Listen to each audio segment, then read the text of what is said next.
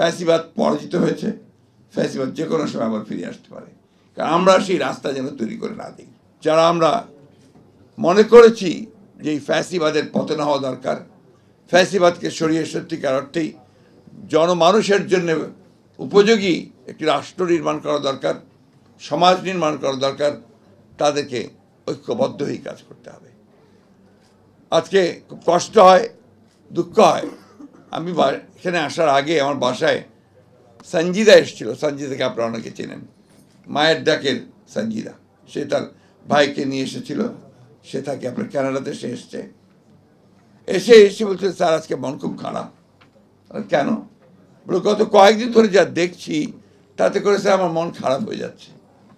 এই যে এতদিন ধরে যে কষ্ট, যে পরিশ্রম, যে ত্যাগ, যে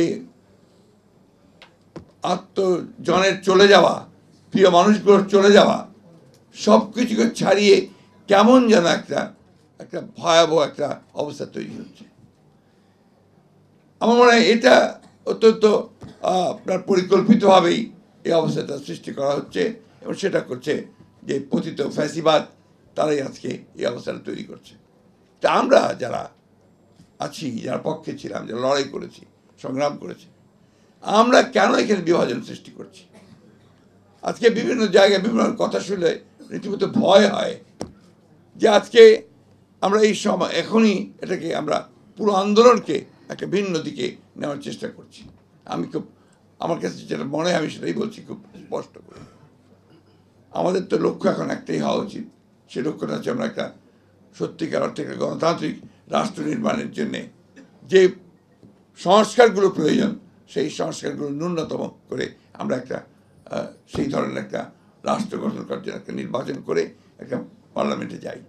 অনেকেই বলছেন যে নির্বাচনই তো আপনার গণতন্ত্র নয়।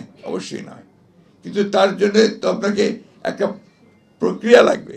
সেই প্রক্রিয়ার মধ্যে যদি আমরা না যাই তাতে আমরা সেই জায়গায় পৌঁছতে পারবো না।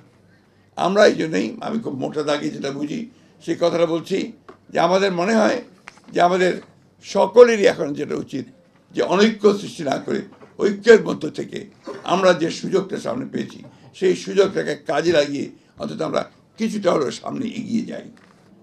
আজকে খুব দুর্ভাগ্য যে 53 বছর হয়ে গেছে, আমরা এখন পর্যন্ত একটা পিসফুল ট্রান্সফার অফ পাওয়ার এটাই আমরা করতে পারিনি।